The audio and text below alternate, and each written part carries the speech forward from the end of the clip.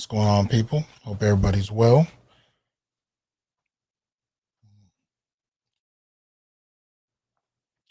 What's up, brother Adam? What's happening?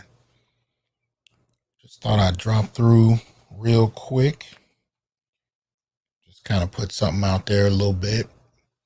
I know this is not my usual get down, but just trying to feel it out. I've been trying different formats lately to see, just how they work out. Whatnot. All right, what's up, Malika? What's going on? M Reaper, what's happening? Hope everybody's well. Brother Mark, Brother RM, what's happening? I know I slipped up on y'all. I just decided I was going to do a little impromptu. Probably not going to take up too much time, but kind of tripped up on a couple movies and thought, you know what? Let me just say a little something about it, while I can. What's up, Master REB? It's me, see what's going on. Ryan, Brother Truth, excuse me. Yeah, Master, it's yeah. This is a little off schedule, so I thought I'd just do a little something because it's been a strange last couple days. Not strange in a bad way, just different than my usual get down. I can say with YouTube, or I should say your support over the last year, I guess, year and some change since I've been on here, I was able to get my son his first car.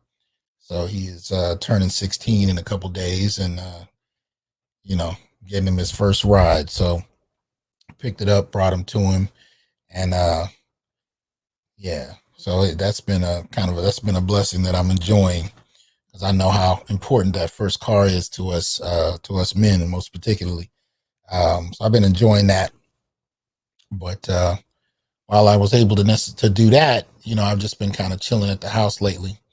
And watching a couple movies. So I checked out, as you can see, Chris Pratt's new film, Tomorrow War. And, I realized that I got this Boss Baby movie for free with my cable hookup. So I was like, I ain't doing nothing else right now. I think I just watched The Exorcist. So I was like, I'll watch something else before I crash. And so I watched it.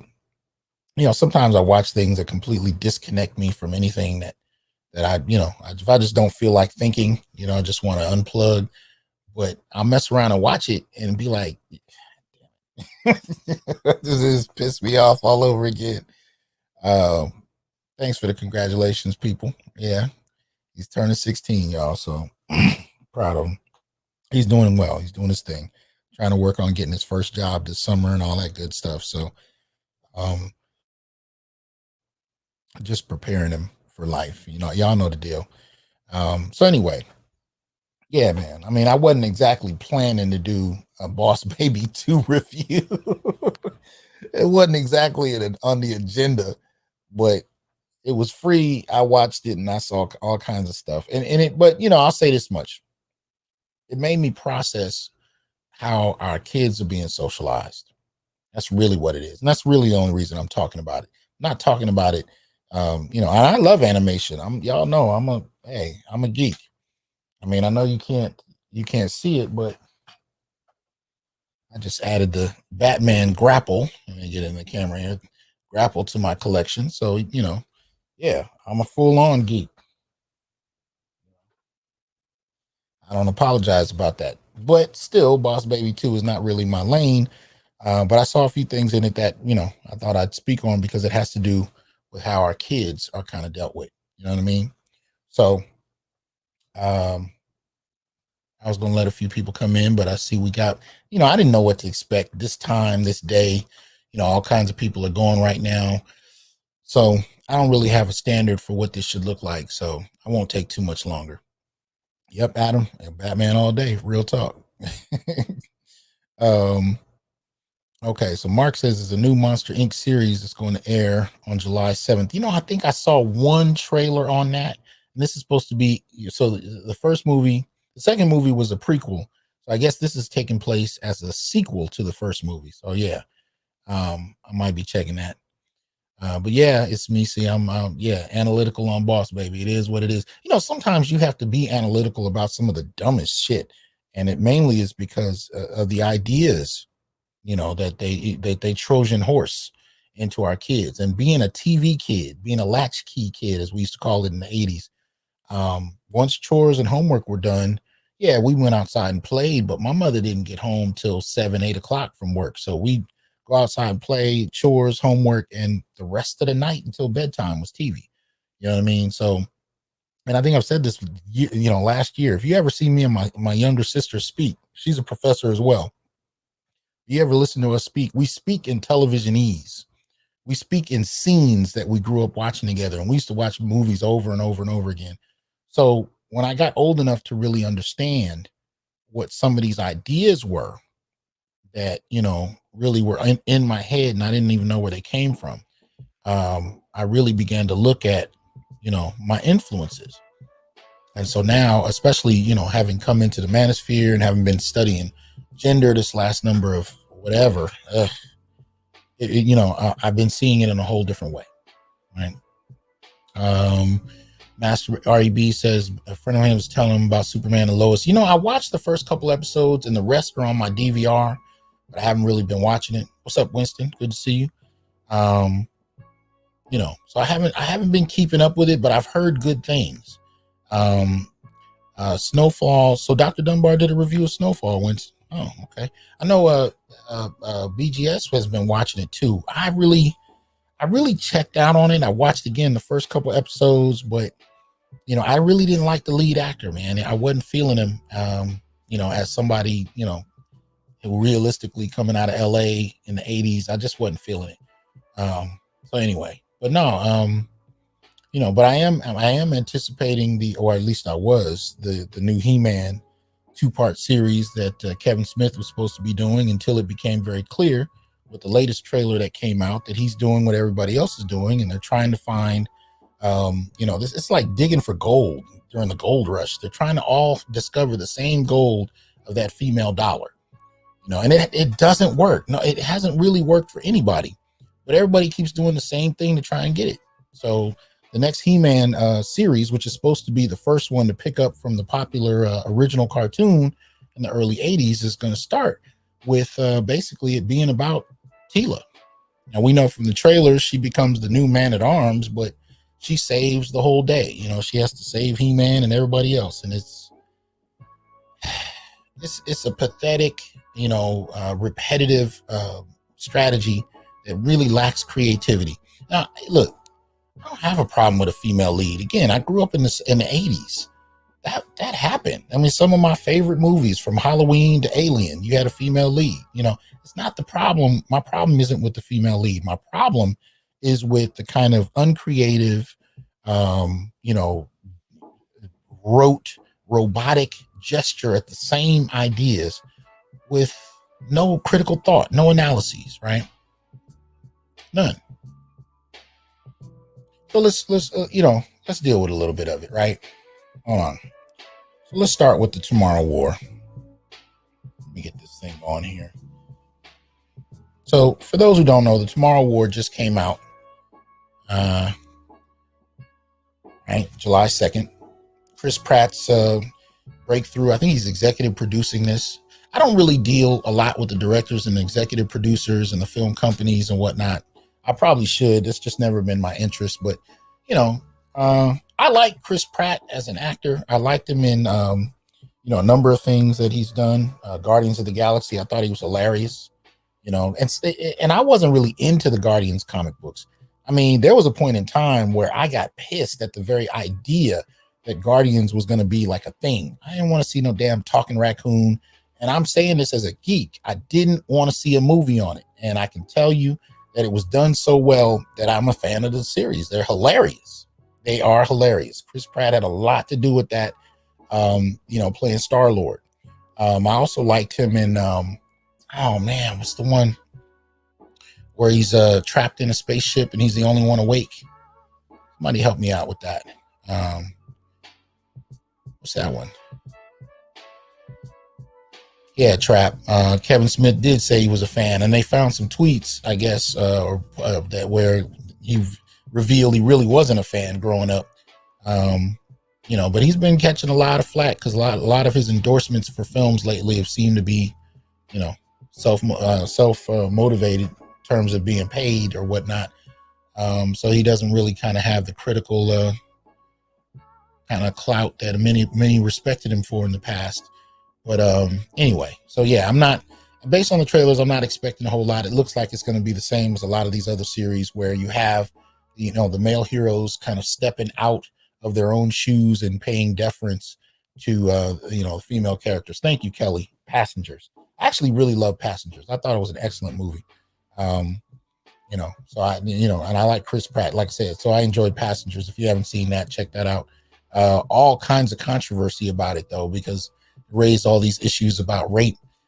And I don't even think the filmmakers saw that angle coming.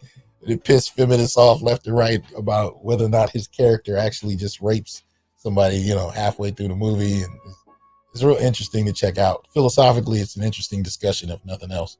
But anyway, so I see. Thanks, BGS. Appreciate that support. And y'all, support the show if you can. Like, share, subscribe, join, donate if you will. Support the Onyx Report. And I might be able to do more of these kind of random pop-ups at different times, whether it's in the car or here in the studio. So it's all good. Yeah, and I agree, Trap. The animation looks phenomenal. It looks phenomenal for He-Man. Absolutely does. But, in the Tomorrow War, he plays... Well, let me say one other film I liked him in was Delivery Man with Vince Vaughn, I think his name is. Comedian Vince Vaughn. He was hilarious as his lawyer in Delivery Man. So he's got chops. I didn't watch him, on TV much, but I liked him in a number of movies he's played in. And he still plays that likable guy in the Tomorrow War. That's like his main thing. He's the everyday Joe likable guy. That's his go-to. And he does it well. He's the affable, white guy. He's lovable. He's nice. He doesn't offend anybody. Star-Lord, a little bit of a break from that from time to time, but Chris Pratt's main character is the likable, affable, everyday Joe. And he plays that in this film. And obviously, spoilers. I shouldn't have to say it, but it is what it is. People get upset when you don't. I don't know. Let me see. The original 80s one, didn't the representatives come with vaccines to help the world and slavery for humans? You're talking about V? You have to kill masculinity in order to real anyone. Yes, M. Reaper, I do remember the miniseries V. I saw the original, and then they did a reboot of it later, which wasn't bad. Reboot wasn't bad. It actually starred the woman that was starred with Ryan Reynolds in Deadpool, and she actually played the main alien villain. She actually did good. The series wasn't that bad, but nothing tops the original in my book. Nothing tops the original. Jurassic World, I didn't mind it. He played a kind of unapologetic alpha man against, the uber kind of feminist, take control, as BGS would call it, 92 octane, character. And he really just spent a lot of time laughing at her, which was a trip, which you don't see in movies very often. So I didn't mind his character in Jurassic World. I actually thought he was funny, but he had this alpha kind of thing going with him as well. So, but anyway, as far as Tomorrow War, spoilers, like I said. So if you haven't seen it, what it's about is just what the title is. There's a war in the future, and they are actually trying to do a worldwide draft in the past. I can't remember the time distance. I don't know, it was like 40 years. Forgive me, I didn't remember how far in the future it was, but they come back into the past and they draft people from all over the world to go to the future and fight the war. And only about 20% survive. And, just like in any war, they come back and they're disfigured much of the time. They're going through trauma, so on and so forth. But only about 20% of them come back. And they leave and they go for a week, fight aliens, and come back if they survive, right? And so that's kind of what the deal is. Is it 30, Black Uru? Okay. Yeah, we might have to get you up here, man. Know you were in here. It's good to see you, man. But so they go into the future, and fight and so on and so forth. And so basically, there's two elements to this that, of course, I pay attention to first, right? Being a Black male scholar, being a Black masculinist, the two things I look on are the representation of Black men / Black folk, and then I look at the gender politics, and that's really kind of simultaneous. What's good, Greg? What's happening? All right. What's up, Derek? So anyway, getting into this, right? So Pratt is, he's a husband, he's a father, has a young daughter, kind of preteen,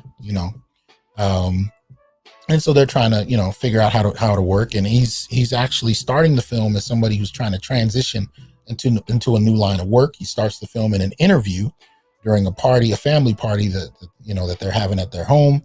And an interview kind of pops up unexpectedly, and he's hoping that this is his big break, because he feels like he was born to do something significant, and he ends up not getting the job, right? Which is a huge letdown for him. And then they find out about this war. And so he has this brilliant, young, intelligent daughter, right? She's likable, she's energetic, effervescent, all that good stuff, right? So by the time this gets started, people start getting, shipped to the future and whatnot. And eventually, as you would predict, he gets drafted. Now, one of the interesting things about this, though, is the people who are getting drafted. Unlike in reality, where they would actually take men that were physically fit, this war, they kind of taking everybody. So they got housewives, soccer moms, they shipping them to the future. They get like a brief training on how to use a gun, and they're in there fighting aliens that are 7 to 12 feet tall. That in that regard, it was pissing me off, but it had every bit to do with the same kind of politics we've already seen, right? Gender has no meaning. Everything is everything. Anything one person can do, another can do. So you're literally watching soccer moms running up the street with rifles, shooting at aliens. It's like, really? I mean, look, we don't like to talk about it. I get it. But the reality is, even if you talked about a conventional war that didn't have anything to do with aliens, people don't want to see soccer moms getting shot up left and right. They don't.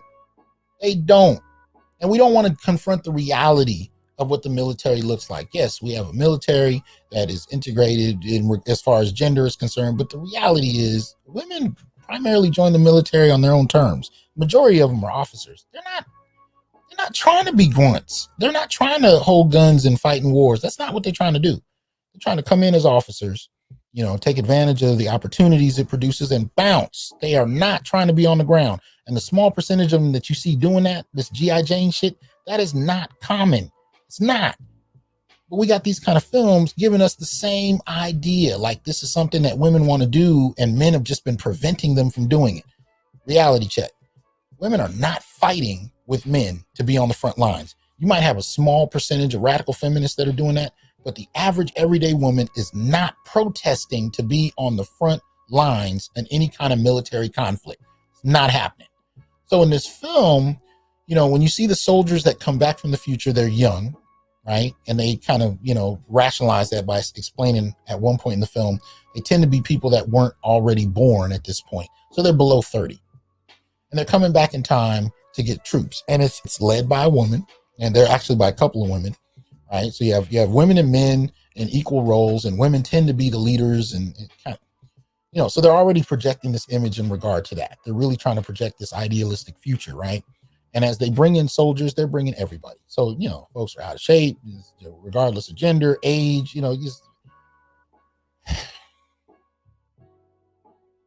it's ridiculous. It's ridiculous, so then you see your G.I. Janes in there, doing push-ups with the guys, and it's like, all right, we're really pushing this idea. But that wasn't what really got me. I think it was Brother Joe actually sent me the film to look at, and he said 3/4 of the way through you'll see it.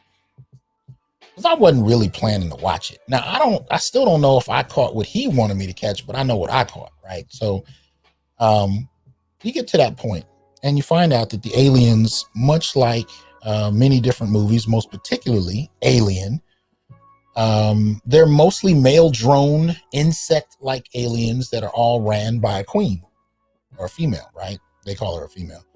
And from there, the female is the one that they all are willing to die for, right? At every turn. If the female is, now she's This is the trip. This is just like in the Alien films when they invented the Queen. By the time you get to Aliens 2, if you remember, that's the first time you actually see an alien queen, right? They kind of pick up on that and run with that general idea in the Tomorrow War. So it's not necessarily that she's a queen, but of course she's the one that bears the eggs, so she's in charge. So they treat it like an insect hive. She's bigger, she's stronger, she's more vicious than all the males, and they will all die at the very notion that she's under threat. Right?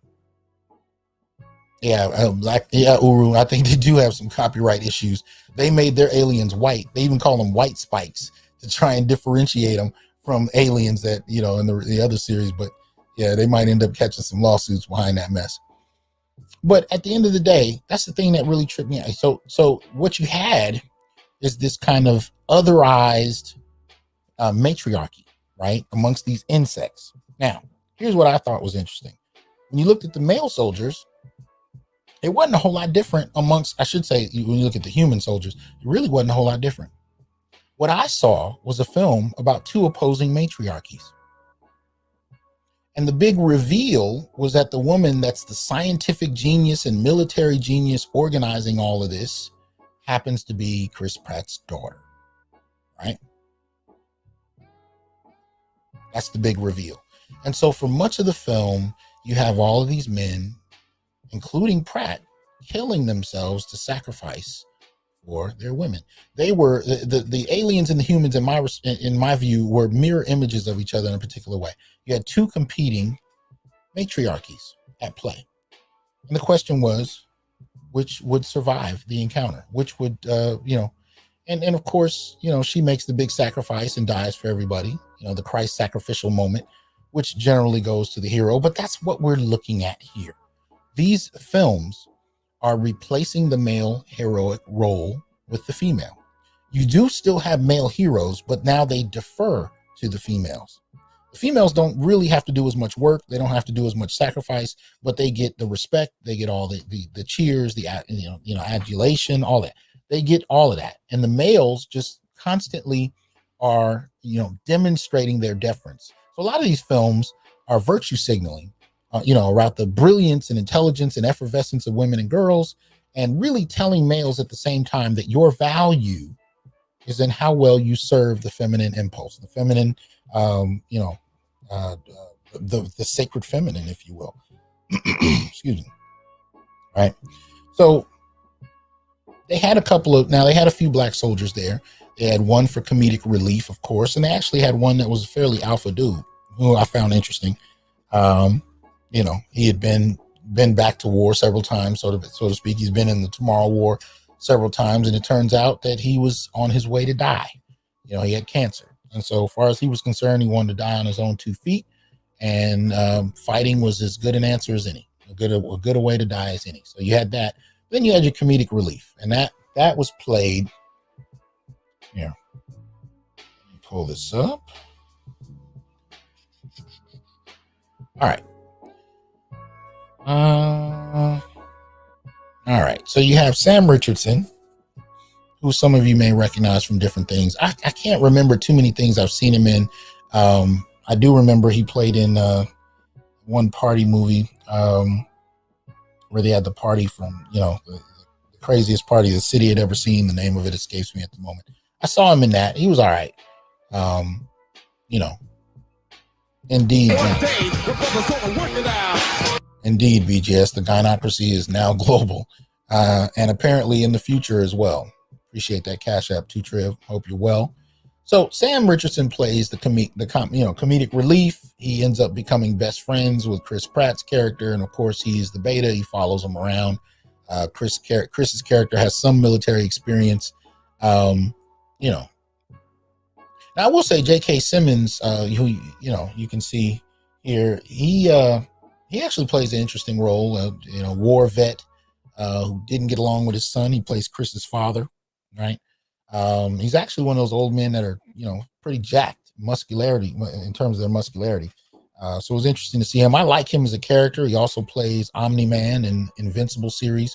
I've always liked him. He plays J. Jonah Jameson in all the Spider-Man movies, and lately in the Batman world as it relates to the latest Justice League series. He plays in there is Jim Gordon. So I kind of liked him in there, but I don't have too many problems with him as a character anyway.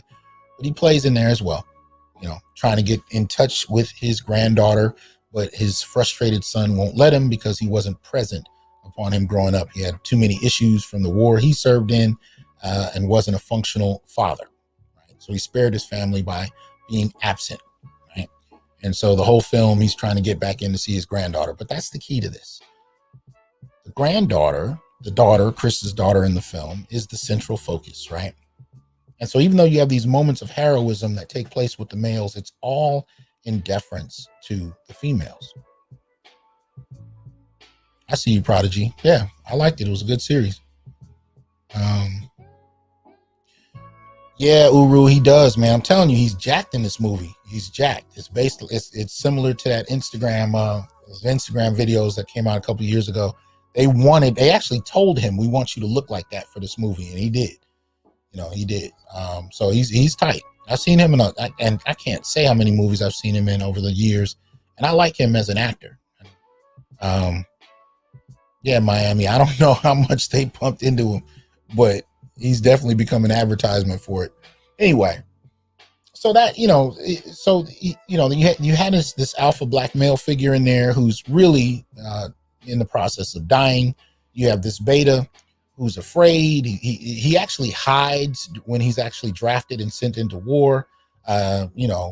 So you see this kind of spectrum of masculinity amongst black men, from cowardly to brave. But at the end of the day, there's something to be said for the alpha one who's on his way to dying anyway. But that said, those are the kind of things that bothered me about it. Really, the virtue signaling was the most annoying part.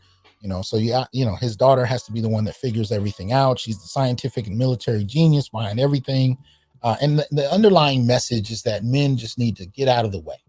You just get out of the way and support women. Believe all women, follow all women. That would be the hashtag if I had to create one for this film. It would be hashtag follow all women. That's kind of what this film kind of does with the character. And even when there aren't any women in the scenes, especially toward the end, when they're really trying to eradicate the aliens. And I'm not going to just give away parts just to be giving away parts. I'm only talking about the parts that I think are relevant to my critique of the film. So, if you like action flicks, you're not going to have too many problems with this on an action level. On a sci-fi level, it does the job. It's the gender politics that bother me most. That's the part I'm getting at. And the narrative of this film, as with so many others, are that men just need to get out of the way. And if you just get out of the way and let women lead, everything will be great. More than get out of the way, sacrifice for her. Give your life for her. Now, Tommy Curry has actually shown that, especially in the 19th century, this is actually patriarchy. Patriarchy was sacrificial in regard to the feminine. But in this current moment, as feminism is described in terms of what people want to see in popular media, women need to lead. Women are smarter, stronger, better, faster. I mean, they got some $6 million man stuff happening. And these films are all conveying the same message. Right? C. Smith, appreciate that generous donation. Thank you. He says, if they could only go backwards in time from the future, how do they know the aliens would win the war? Well, what they basically, the whole time, what they're talking about is they kind of know it's coming. And so by the time his daughter sacrifices herself for everybody, they're pretty clear it's a wrap. And then all of a sudden their ability to go, to the future and to the past is completely disrupted. So that's when they assume that the war has been lost. And of course, leading up to, the ending point, they're showing you how many soldiers have died. They're showing you how the aliens have taken over. So it's presumed that, for the most part, there's no way the humans can win unless they have another strategy. Hold on. Let me see. Let me catch up with you, Uru. So Uru says, they said the beta black dude was a scientist, yet none of his knowledge was utilized to help fight the aliens. Exactly. You didn't get any you got a little bit of an indication he was a scientist a little bit later, but I mean, truthfully, they went to go see a little kid in middle school who gave them more scientific information about volcanoes than the black male scientist who plays Chris Pratt's best friend. So yeah, he was just there for comedic relief, which, you know, that's been a trope for black men as sidekicks since, you know, mostly especially through the latter half of the 20th century. So it's a ridiculous one, and they kind of revisit it. And you would think, with all the work they've been doing at the MCU, that this movie would have taken cues from that. But Sam Richardson kind of sets us back to the 1950s and 60s.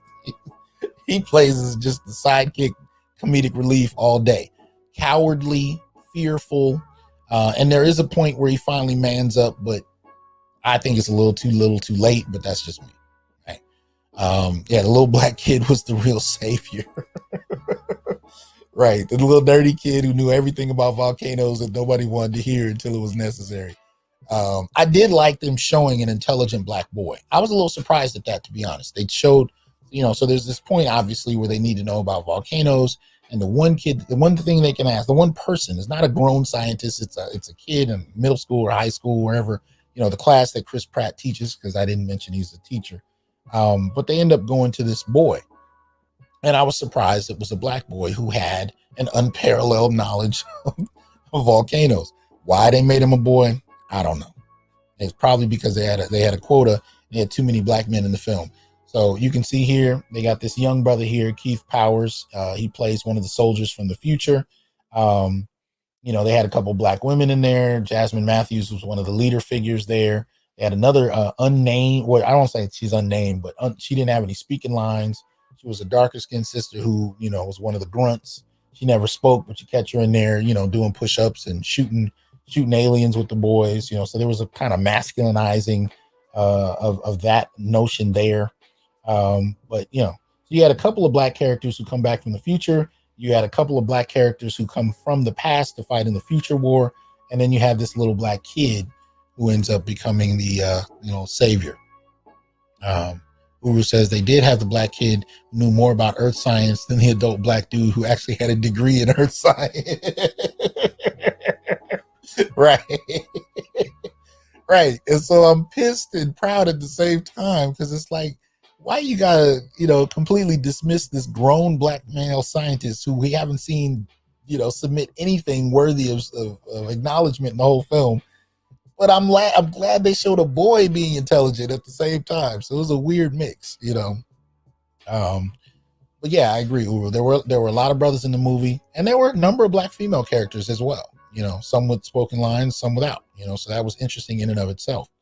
You know, let me see. Busha asks, of the male characters that died, did the black die first? Actually, no. They didn't die first necessarily. You know, which I look for as well. I do. You didn't really see that. They actually lived to make their own contributions to the battle. I would need to watch it again to get a better sense of the racial politics, because usually I look for the racial politics, but the gender politics were so glaring, it was hard for me to pay attention to the racial politics. But I think, like I said, they do have the sidekick kind of dynamic happening, but there are enough black characters to offset it. Usually in the tropes we're familiar with in movies and comic books from the past is, you get one character and he would be a sidekick that was basically a grown child or a buck in some kind of way. In this, you have a spectrum of black males and black characters that kind of have different personalities. So it's not as bad to see one who's cowardly when you also get to see one that's courageous, when you also get to see one that's serving and it's because you have that spectrum, it kind of allows for the representation to spread out a little bit. And then you can have people who succeed, who fail, who are smart, who are not so bright, who are funny, who are not funny at all. You get a spectrum. And with that spectrum comes a certain sense of humanity. So in that respect, I would say the film kind of didn't, as far as racial politics, it wasn't bad, but the gender politics again were the highly problematic component of it. So those became some of the big things. Let me see. even in the military structure, them having women in charge and women figuring out everything, and the males were pretty much just doing what they were told, sacrificing, fighting, dying, so on and so forth. The narrative, the way I took it metaphorically, was that not only do men need to get out of the way, especially as it relates to the military, but the military is the primary symbol of male strength in a society. The institution that, for the most part, is predominantly male and has the most male job in society, which is to protect the entire society, the entire country, right? So for them to have this narrative in place where it's positioned in the military, right, where the military is primarily female run, and they're fighting a female run alien force, a female run other. The narrative for me there is that men not only need to get out of the way, but most particularly in institutions that society depends on, men need to give way, right? Not really much qualification for what kinds of men, but I think that's why they threw in a few more black soldiers of color, women. A lot of them were women. This idea that, diversity needs to break up this monopoly of white males, even though, when you start talking about the military and soldiers, there's a lot more diversity than the film would suggest when they're kind of subtly critiquing the military without going into any depth about what the current military looks like, right? But the underlying statement was, that these institutions that I think are symbolized by just the military in this film are actually speaking to a number of different institutions that range from Congress to, mayoral positions, electoral positions. I think there's an overall kind of statement that the answer to society's woes are found in women. And the way they communicate that is that the women are sacrificial, brilliant, strong warriors, and none of them really have any problems. The males are bumbling idiots at times. They can be sacrificial warriors at times, sometimes intelligent. A lot of the time, they're the comic relief. Men kind of serve, and we've been seeing this since the last 30 odd years, this notion of the bumbling. I mean, this really is the Al Bundy kind of dynamic, not so much in terms of a family structure, but in terms of the bumbling male, the Homer Simpson dynamic. We've seen it a million times, and now we're seeing it dispersed amongst so many different films that it's hard to get away from it. The men are lesser beings.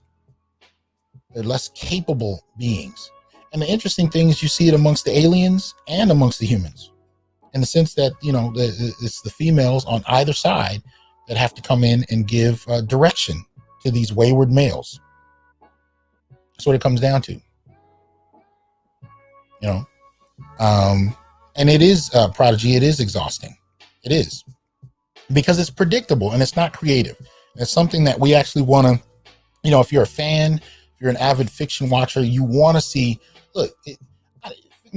you're dealing with a population. When you talk about fans in fiction, you're dealing with a population that is willing to stretch reality to great extents. All they really require of you is a good story. That's really it. I mean, I've watched and I've had them come to my channels and argue with me left and right if I have any critique for it. And they will fight you within the narrative of the story, even if all the male characters die and it's only the female or LGBT characters that survive, like in Lovecraft. I have grown heterosexual men that will fight you tooth and nail to support the story because they're invested. So you're dealing with a population, a fanship in terms of fiction that will fight tooth and nail if you give them a good enough story. But the problem is the stories are just getting lazier and lazier. And the agenda behind them is getting harder to ignore. Right? They're getting harder to ignore. And that's part of the difficulty with this. Part of the difficulty with it. So let me explain to you how exactly I relate this to this kids film, and why I would do a presentation highlighting these two pieces. Because I saw one, and then the next day, I think it was, I saw the other. So this is a sequel to another one, right? Boss Baby. It stars Alec Baldwin, who plays this character on the right. And this is the way they have it. It's similar in a way, in a generic way, to Jamie Foxx's Disney film Soul.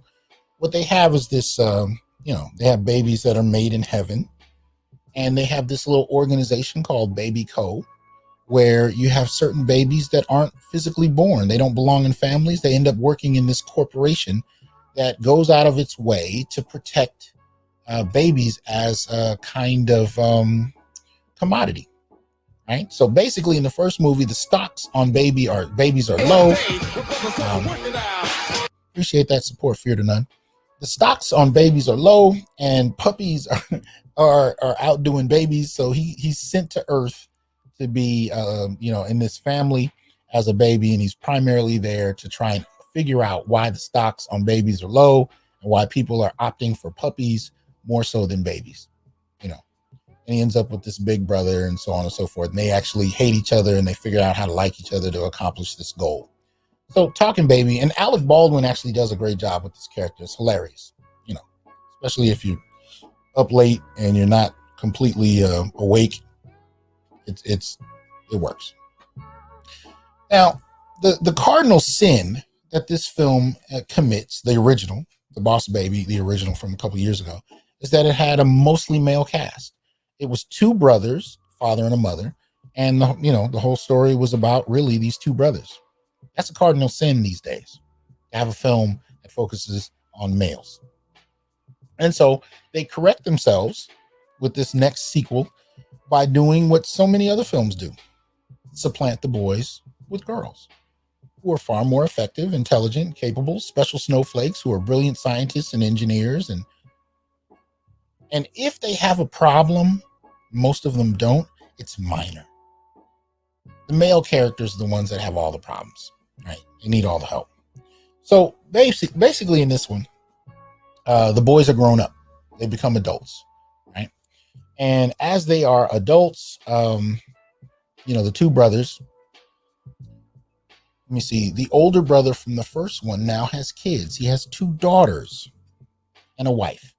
His wife is the breadwinner. He is a stay-at-home dad. Stay-at-home dad, wife is the breadwinner. And he's completely comfortable with it. He's an affable guy. There's no conflict in the relationship. He's completely comfortable with the role. The two daughters are brilliant and capable. And he kind of finds out that his youngest daughter is really an agent sent by Baby Co. And so he has to go through the process of remembering all the stuff that happened. And he and his brother are shrunk back down to the age they were in the first movie by this little girl that you can see on the screen. Now, as much as she is supplanting, technically that's a uncle and niece that you see on the screen right there, but she supplants her uncle at every turn. She's smarter, more capable. She outsmarts all the men in the film. She actually talks to them like children and gives them guidance because they don't know what they want. They don't know what they're doing. They don't even know how to talk to each other. They're two caveman men that don't know how to express their feelings. And so she kind of patronizes them the whole film.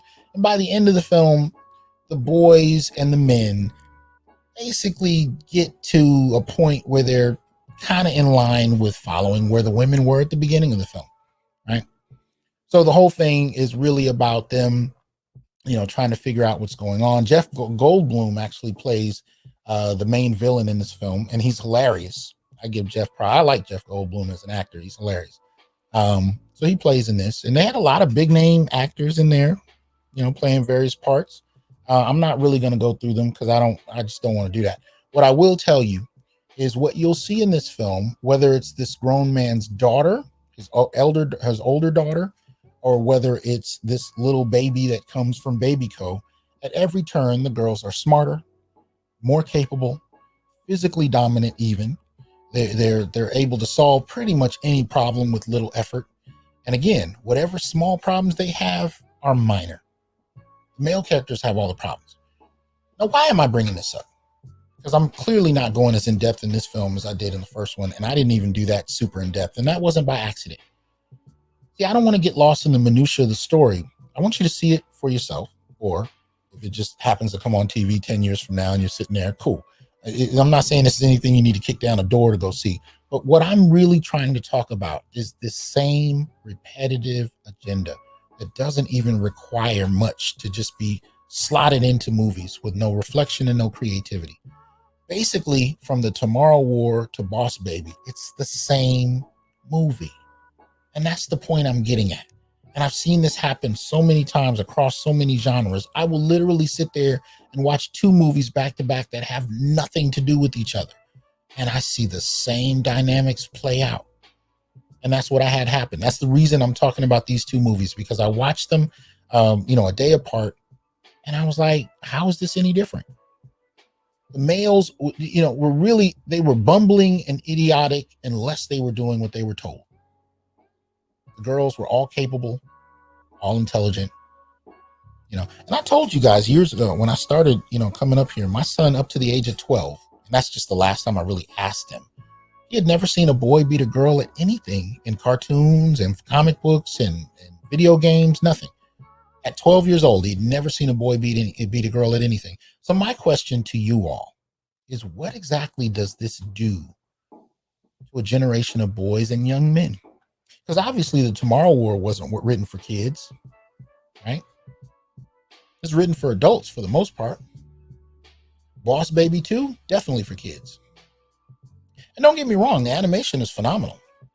Animation is phenomenal. The jokes, some are for kids, some are definitely for older folks.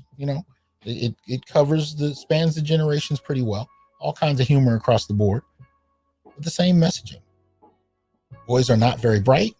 Boys are incapable. Boys need to follow female directions. Females are actually superior regardless of age. They're better, stronger, more emotionally stable, more capable of pretty much solving any problem. And if anything, the world's issues would be solved. Yet again, I said this with Tomorrow War. It's the same thing in Boss Baby 2. The world's problems would be solved if men just got out of the way and let women lead. That's it. Yeah. Prodigy actually says it. Let's look what it handicaps the boys mentally so that the women can shine. It switches the gender roles effectively. Men losing masculinity and doing homework and changing diapers. LOL. Yeah, and that's what the main character in the film does. He's the older brother from the first film, of who's obviously still the older brother in this one, even though he's an adult. He remains the primary narrator from both films, right? But in this film, his elder daughter sees him as, at least the way they portray it, she sees him as kind of unnecessary. There's really nothing he brings to the table that's worth her time. She doesn't depend on him. And I think she's like 8. Like she's not an adult, but she's clearly more mature than he is. And she actually tells him to grow up. I mean, she and their little sister tell them, both of them to grow up, even though they're adults. Like the father has nothing to bring to his daughter and he's massively insecure about it. And at a certain point, when he's reduced to her age and he sits in class with her, he finds out just how smart his daughter is. She's the lead. Look, they even have a chart on the screen where she's got the highest, answers, the intelligence in terms of reflection of her intelligence, and all the other kids are way down here. And her father, who's a kid in that moment, is lower than the rest of the class. And the primary bully in the classroom, who is a boy, he's a bully, he's a boy, he's aggressive. He makes fun of the daughter at every turn, the little 8 to 10-year-old, whatever age she is, makes fun of her at every turn, embarrasses her. When it comes to the intellect, he can't keep up either. The girl's biggest problem is she's not very creative, right? She's a typical boy. She's overly logical, doesn't have a creative edge, and her father has to help her sing a song. But in terms of math, science, engineering, every other subject possible in class, she is miles ahead of everybody else. So one daughter is a genius in the conventional sense. The younger daughter you see on the screen is a supernatural baby from heaven in this magical heaven corporation who's miles ahead of where her uncle even was as he's kind of a celebrated elder in this heavenly baby company. She's miles ahead of him. Same story. Even the wife in the film, anyway, miles ahead of her husband. It's the same freaking story. So that's the reason I did the two, these two films that don't seem to have any connection to each other. I watch them as randomly as you see them on the screen here. But, and Uru asked a very interesting question. At what point are men going to attack this gynocratic Wonder Woman propaganda from a legal standpoint? Or even a creative one, because that's, sometimes I'll see films and I'm like, I wonder, are those filmmakers who are trying to push back against this gynocentrism? I'm trying to remember the film that jumped out to me. A few weeks ago, I did a review of The Conjuring, and you have the two lead characters, husband and wife, and they stop ghosts and whatnot. But so far, all the villains have been women. And I can't think of too many series where not only do you see all the villains as women, but they lose. See, that's the other thing. Women don't lose in today's films. And if they lose, it's really only because another woman or female stops them. Right? If you go back and watch the sequel to, it's called Dr. Sleep, right? Dr. Sleep is the sequel to, how the hell did I forget this? To The Shining. Right? Dr. Sleep is the sequel to The Shining. What it really does is it pits a grown woman who's the villain against basically a preteen black girl. Now you do have, the white male character who is the little boy from the original Shining playing, kind of a good uncle role, but it really is the little girl versus the grown woman villain. And the only way the grown woman villain is really beaten is because of the little girl. Women can't lose to men anymore. Girls can't lose to boys. It's just primarily, so if you have a female villain, the only way she can be beaten is by a male. If you have a woman or female in the film, and she's not even necessarily a villain, most of the time she outshines all the boys around her. And so yet again, you have more virtue signaling about the innate, this is a Victorian idea, right? This innate quality that women and girls have that boys and men just lack. In order for boys and men to redeem themselves, if they can't actually be girls, is to defer to girls. And this is the message that the boys are getting. Tamp down that toxic masculinity and follow. And you'll be better off. And if you don't follow, you'll die a horrible death. Or at least be publicly embarrassed. Like that's what you see in Boss Baby 2, right? The typical bully in class who's a little boy. He's publicly embarrassed because he doesn't follow the prescribed role he's supposed to play. He's supposed to defer to the feminine. And because he doesn't, he challenges the feminine. He challenges the little girl, the older daughter. And because of that, he has to be done away with. But obviously in this kind of movie, nobody dies. So they replace death with public embarrassment. And the implication is that his failure marks him permanently as such. So again, if you're a parent with at least a boy and a girl, and you take them to see films like this, does anybody question what this does? And notice this is happening across race. Now in the Black community, it's that much more magnified because we don't have a gynocentrism going on. We have a gynocracy. It's a very different dynamic. So it's magnified. And in our community, there are policies in place that have actually put women in positions of authority and actually actively underdeveloped men. It's not an accident. It's very purposeful in our community. But even in a general context, when you watch this thing, the messaging is very similar. Very similar. Now, I never watched Xena. I never got into it. I used to watch Hercules. By the time Xena came around, I was like, nah, I ain't watching it. But it is what it is. Yeah, Anzwar, that might be it. Follow women and become them. Because the only way as a male that you're redeemed, again, is either become one or follow one. But if you follow one, you got to be perfect. Because if you make a mistake and reveal your toxic masculinity, you need to either be killed or publicly embarrassed and done away with. And I do agree with M. Reaper. They live. Yeah. So I appreciate you guys going with me on this strange journey. I knew it was going to be a little weird. I hope you guys weren't going to write me off entirely. Like, why is he reviewing these two white movies that have nothing to do with each other? It really is because the gender politics have just gotten to such a degree that it's hard for me to enjoy. I can't even get lost in fiction as much as I used to like to. I mean, I talk to Artisan about this all the time, because we're watching Loki and doing the same thing in Loki. Loki himself is a bumbling idiot. and a female version of himself that doesn't even use the same name. And I guess it might be the Enchantress. I stopped caring. She's smarter, better, stronger. She's a better Loki than he is. And that's even a running joke in the series, whether or not he's the best Loki, and by far he is not. Now they just revealed like a Loki group. So Wednesday, we'll find out what that is, but at least in terms of how the MCU depicts it. But as far as the show is concerned, it's not really about him. It's her show. They've supplanted the male character and replaced it with a female character. Same thing I said was happening with He-Man. Hell, I'm sure the last time I watched another animated series that was as off the wall and completely out of the blue as Boss Baby was Cars. And I think it was Cars 3. Owen Wilson playing a car.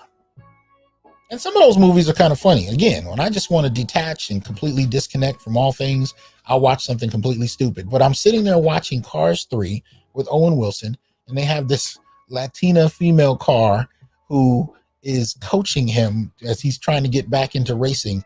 And then at a certain point in the film, he realizes that he needs to stop racing and give his spot to her. Now, at that time, I was sitting in the theater with my son. And I'm watching these films. I'm like, nobody cares about these boys? I remember taking my son to see the Princess Frog or whatever. Sitting there watching this like, nobody cares about these boys at all. You didn't even get a black male character in there. I mean, technically, the Black Panther is the first Disney black prince. And he's not even African American at that. So you can't African American boys still hadn't seen themselves as Disney princes. And whether or not that's a desirable thing is a whole nother conversation, but shouldn't it at least be on the table? So as everybody was celebrating the first black Disney princess, black boys were still nowhere in sight. And the biggest issue for me is that nobody gave a damn. So sitting there looking at black boys while black girls were dressing up for Halloween as the Princess Frog, nobody cared. So from Princess Frog to Cars to Boss Baby to the Tomorrow War to Loki to He-Man, and I can name so much. I mean, so many things. I mean, really the only saving grace in the last couple of weeks as far as fiction is concerned is that Lovecraft Country didn't get another season. Apparently Pose didn't get one either. It's interesting to see these series are not lasting very long. They're not selling very well. Something's wrong. Yeah, Master REB, we got Black Falcon who gets angry if you call him Black Falcon. Let me see. I'm gonna go back a little bit. Yeah. Let's see. Prodigy says She-Man. Okay. Pretty much what you're getting. Let's see here. Any foreign films are not woke either, according to the black guy. Okay. Harold says, I didn't know She-Ra was a thing. Yeah, when I was a kid, man, She-Ra was, she's He-Man's sister. But the thing was, in the 80s, they didn't compete with one another. They never fought one another. That was the interesting thing. Now it's a very different trope. Now, in order to demonstrate female strength, she has to beat up men, and a lot of them. It used to start off in the 90s. It was kind of subtle, where it'd be something similar, because I don't have an example in mind right now, so I'm going to fabricate one, but this is the tone of how female superiority would play out often in the 90s. You'd have the male character and maybe even the villain, and they might be playing chess, right? And the secondary female character would walk in the room, look at the chessboard, move a piece and say checkmate and walk out the room, and everybody would stand in awe at how intelligent she is. Well, that's changed. In the current moment now, it's the Hermione effect. She's just better across the board. Smarter, stronger. Again, bionic man. Straight up bionic man.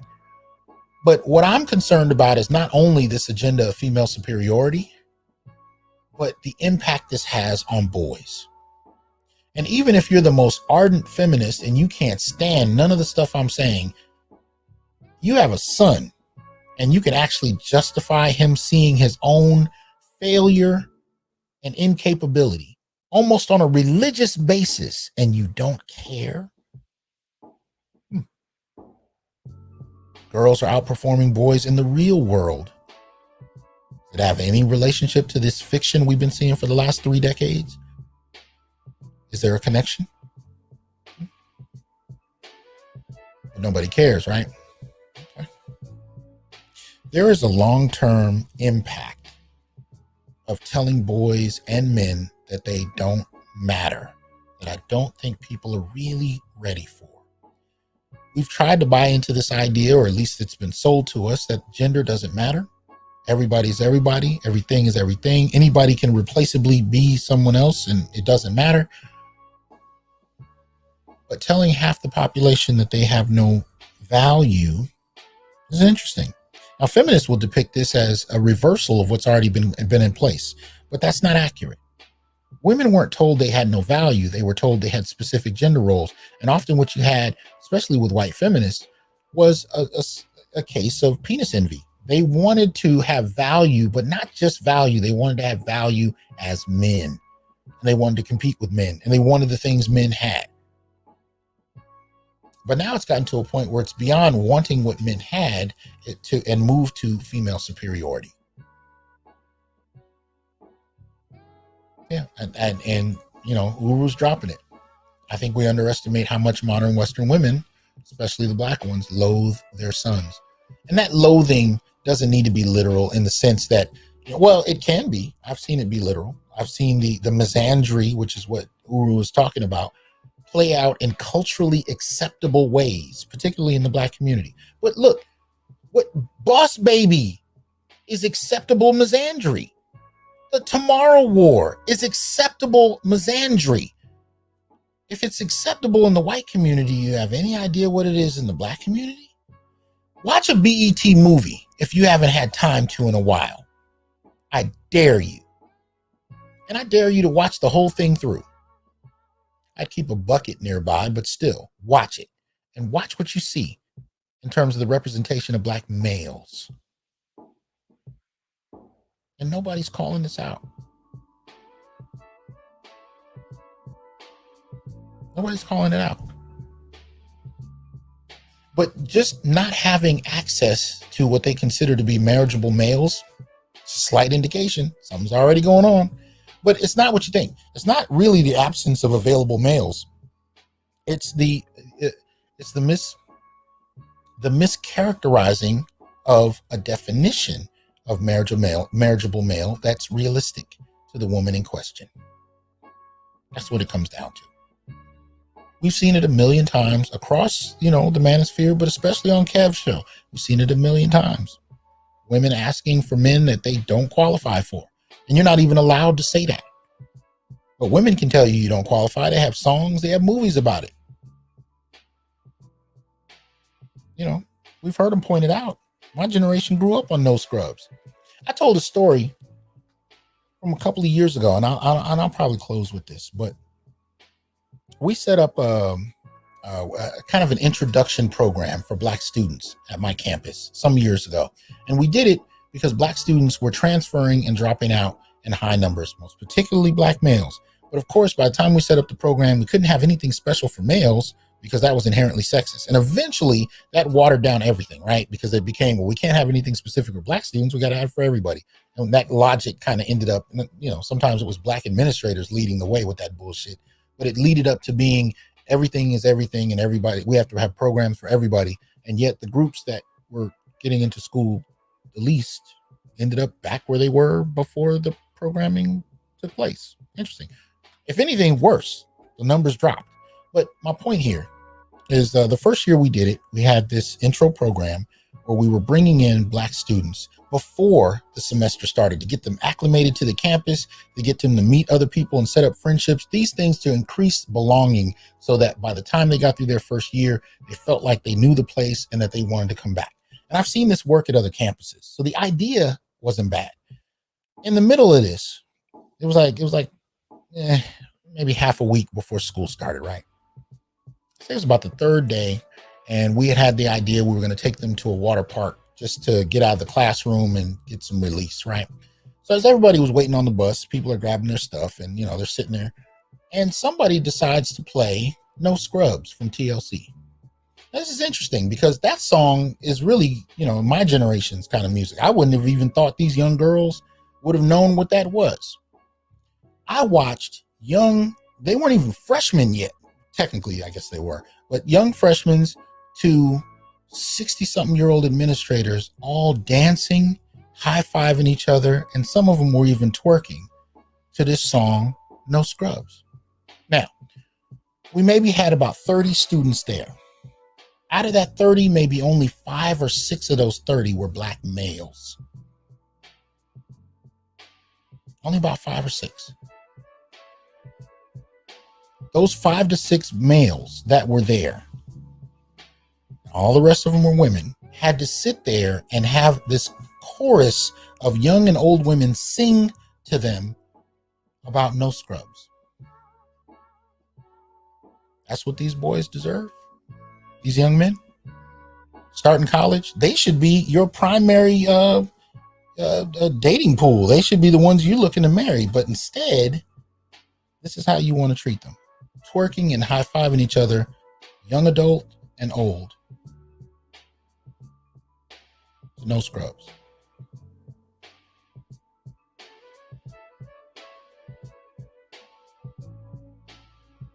This is what I'm talking about. That was their reception. That was their introduction to college. And they sat in the corner almost together and they looked at this in utter silence. They didn't know how to respond. The boys didn't know how to respond. The women and girls didn't care. And I was livid. But I'm the only one that's livid because people don't know why I'm livid. They think I'm crazy. They think I just say no. What I saw was a dynamic that was so unwelcome to the very few young men that we were able to even get there in the first place. And they had no kind of respect extended to them at all. Anyway, I appreciate you guys' time. 163 watching. I appreciate that. I've not done too many drop-in lives. Again, please like, share, subscribe, join, and donate. You can see the information on the screen. Patreon, Cash App, PayPal, Venmo.